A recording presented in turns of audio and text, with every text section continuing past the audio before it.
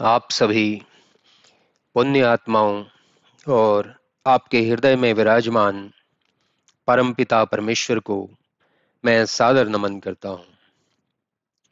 दोस्तों, इससे पहले वीडियो में भगवान शंकर का अपमान होने पर माता सती द्वारा अपने ही पिता के यज्ञ मंडप में अपने शरीर के त्याग के बारे में जाना, और अब आप माता पार्वती का जन्म और भगवान शंकर से उनके विवाह के बारे में जानेंगे।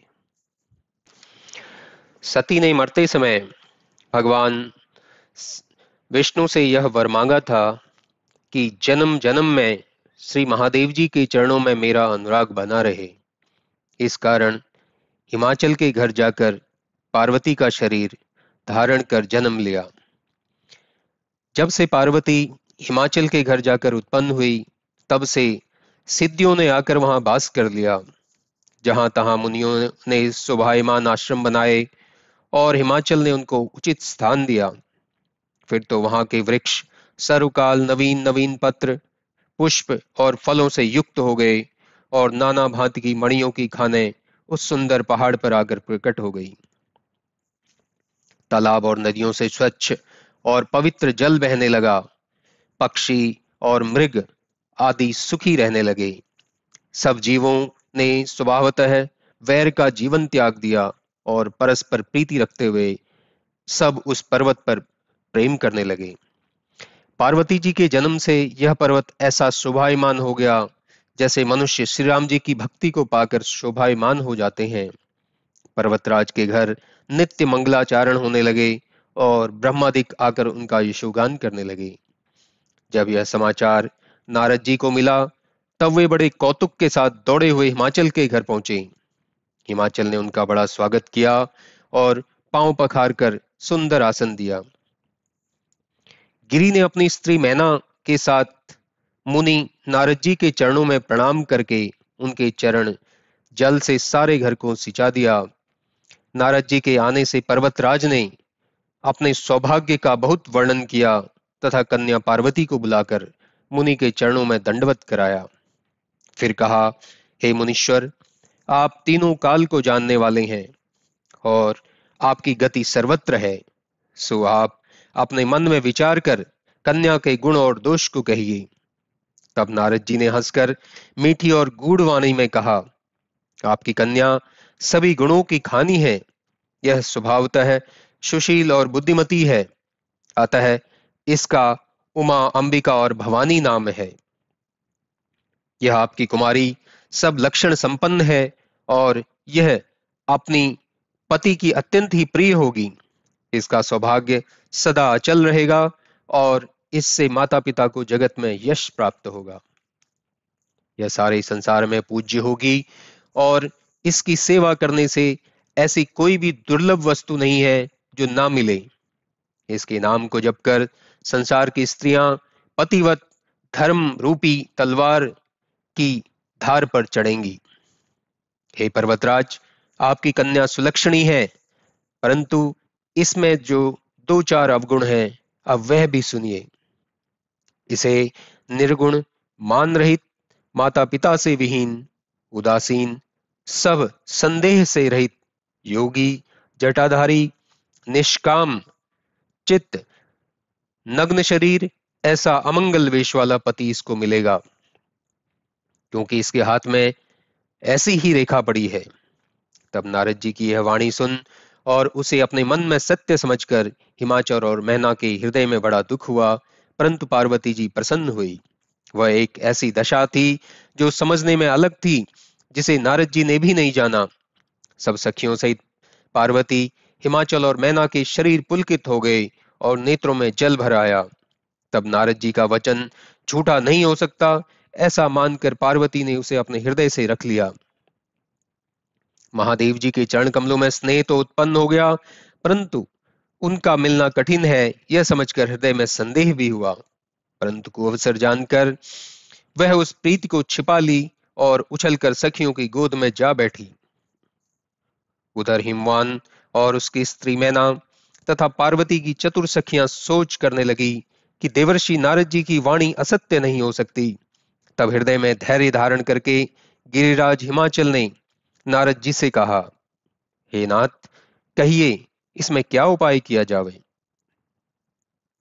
इस पर नारद जी ने कहा कि हे हिमवंत, सुनो, ब्रह्मा जी ने जो कुछ ललाट में लिख दिया है उसको देवता, राक्षस, मनुष्य, नाग और मुनीश्वर कोई भी नहीं मिटा सकते। तो भी मैं एक उपाय कहता हूं, यदि भगवान सहायता करें तो वैसा ही हो जाएगा।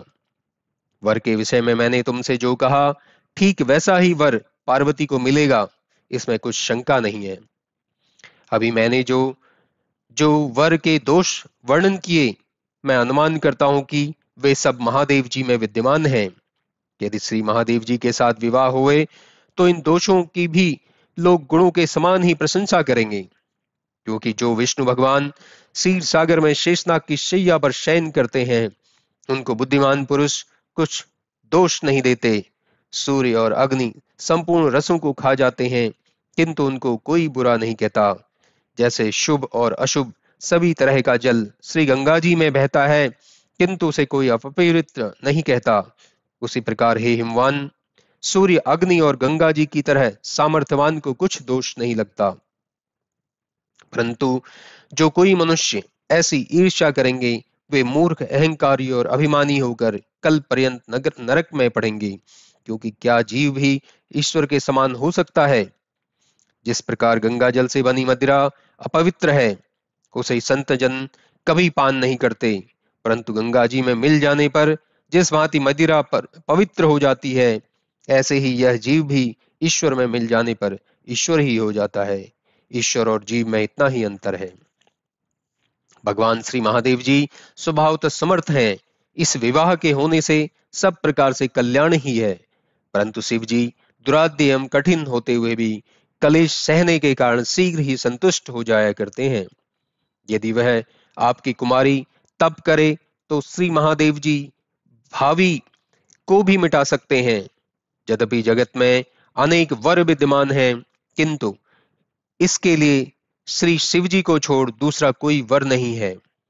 वे वर देने वाले, भक्तों के दुख को नाश करने वाले, कृपा के समुद्र और भक्तों के मन को प्रसन्न करने वाले हैं। शिव जी की आराधना किए बिना करोड़ों प्रकार का जप और योग भी इच्छित फल नहीं देता। ऐसा कहकर नारद जी ने श्री हरि भगवान का स्मरण करके पार्वती जी को आशीर्वाद दिया और कहा, हे गिरिराज, अब आप संशय को त्याग दीजिए, इससे इसका अर्थात पार्वती का कल्याण होगा। ऐसा कहकर नारद जी तो ब्रह्मा के लोक को चले गए।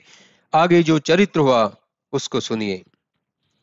पति को एकांत में पाकर मैना ने कहा, हे नाथ, मैं मुनि की बातों को न समझ सकी। यदि घर, वर और कुल कन्या के अनुरूप हो तो कन्या के विवाह के योग्य विवाह कीजिए, नहीं तो कन्या कुमारी रह जाए, किंतु अनुचित विवाह न करूंगी। हे स्वामी, पार्वती मुझको प्राणों से भी अधिक प्रिय है। यदि पार्वती के योग्य वर नहीं मिलेगा तो सब लोग कहेंगे कि हिमाचल स्वभाव ही से जड़ है। हे स्वामी, यह सोच समझकर विवाह कीजिए, जिससे कि पीछे हृदय में दाह न उत्पन्न होवे। ऐसा कह मैना पति के चरणों में मस्तक धरकर पृथ्वी में गिर गई। तब गिरिराज ने स्नेह सहित कहा, चाहे चंद्रमा से अग्नि भले ही प्रकट हुए, परंतु नारद जी की बात अन्यथा नहीं हो सकती। इस कारण हे प्रिय, सारी चिंता को त्याग कर श्री हरि भगवान का स्मरण करो, क्योंकि जिन्होंने पार्वती को बनाया है वही कल्याण करेंगे। अब यदि तुमको अपनी कन्या पर प्रीति है तो जाकर उसको ऐसी शिक्षा दो कि जिससे वह तपस्या करके श्री महादेव जी को प्राप्त करे। दूसरे किसी भी उपाय से यह दुख मिटने वाला नहीं है। श्री नारद जी की बात सगर्भ और गूढ़ होती है। श्री महादेव जी सुंदर और सब गुणों के समुद्र हैं। ऐसा मन में विचार कर तुम सारी शंका को त्याग दो, क्योंकि शंकर जी सब प्रकार से निष्कलंक हैं। तब पति की बात सुनकर मैना अपने मन में आनंदित होती हुई वहां से उठकर पार्वती के पास चली गई। वहां पार्वती को देखते ही उनके नेत्रों में जल भर आया। उन्होंने प्रेम पूर्वक उन्हें गोद में बिठा लिया और गिरजा को बारंबार हृदय से लगाने लगी। कंठ गदगद हो गया, कुछ कहा नहीं जाता। तब जगत माता जो सर्वज्ञ भवानी पार्वती हैं, माता मैना को सुख देने के लिए यह मीठी वाणी बोली। हे माता, मैंने एक ऐसा सपना देखा है जो तुमको सुनाती हूँ।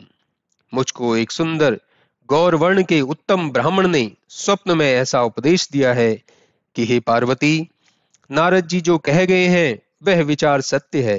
तुम जाकर तपस्या करो, फिर तुम्हारे माता पिता को भी यह मत अच्छा लगा है, क्योंकि तपस्या से सुख होता है और दुख दोष मिट जाते हैं।